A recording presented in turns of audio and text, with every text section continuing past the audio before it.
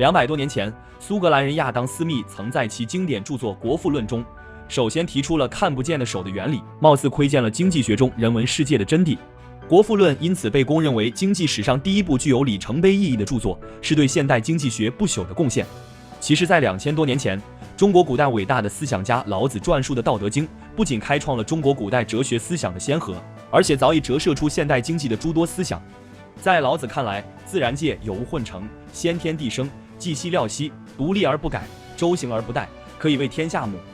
他认为，自然界有一种无声无形的东西，不依赖任何外力而永久存在，循环运行而永不停息。既然如此，万物作而弗始，生而弗有，应该听任万物自生自长，听任百姓自作自息。诚然，2000多年前，老子并未明确提出看不见的手的观点，也不可能提出市场和价格机制的现代经济学概念，但老子的思想中已经明显表明一种力量的存在，因此老子又说吾不知其名，强名曰道。老子所谓的道，也就是我们熟知的自然客观规律，而这种客观规律在经济领域的反应就是市场和价格机制。亚当·斯密在他的《国富论》中有几百页的篇幅抨击当局数不胜数的干预蠢事，力主自由经济，强调应该要让看不见的手发挥作用。他认为对自由经济的许多干预基本上都没啥好处，而老子既然主张无为，自然也反对有为。他强调应该按照天道自然的规律，这里天道自然的规律亦与亚当·斯密的看不见的手具有相同功效，且范围广泛的多，处无为之事，行不言之教，实行无为之治，这样就会出现我无为而民自化，我无事而民自富，老百姓就会富足，天下就会太平。如果统治者一味干预，将导致为者败之，执者失之。所以老子又说民之难治，以其上之有为，所以难治。看得见的手在现代经济领域中，其实是指政府的宏观调控。在经济生活中，市场机制发挥作用的同时，也不用忽视政府的宏观调控作用。亚当·斯密的《国富论》作为经济史上具有里程碑意义的不朽名著，在经历了2个多世纪的实践和思考后，人们才逐渐认识到该学说的局限性。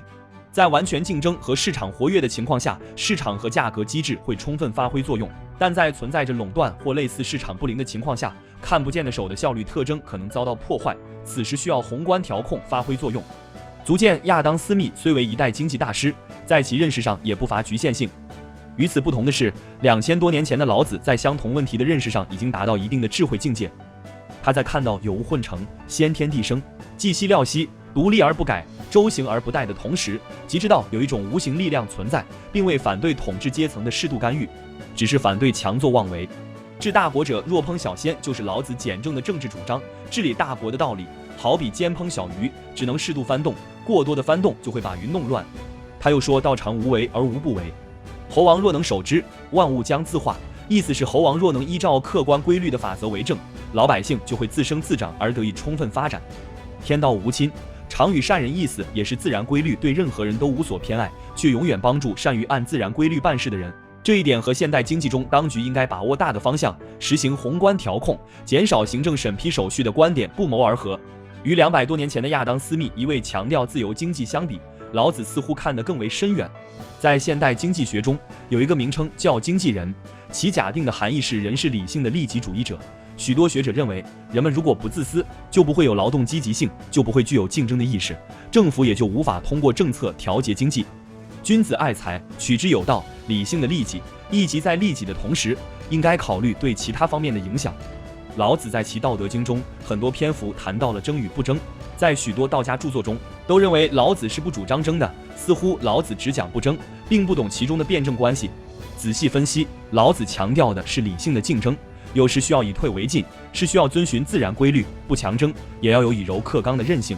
如不自见，故明；不自是，故彰；不自伐，故有功；不自矜，故长。夫为不争，故天下莫能与之争。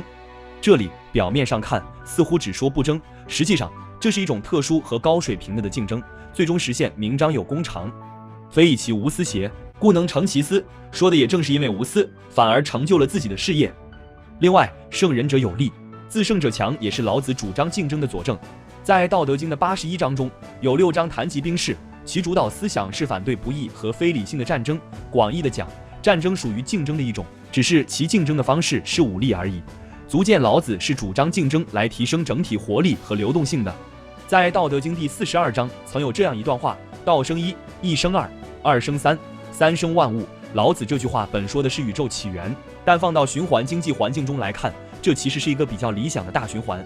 也与我们现在所说的内外双循环有点类似，但理想终归是美好的。在中美脱钩后，我们的外循环开始停滞，而内循环也缺乏动力。如何脱离当前困境，是值得我们深思的问题。今天呢，咱们就先聊到这里。对本话题有兴趣的朋友，不妨在下面留言，聊聊你们的想法。大家如果喜欢这类视频的话，麻烦给个3连或者关注一下，您的鼓励是我创作的最大动力。咱们下期再见。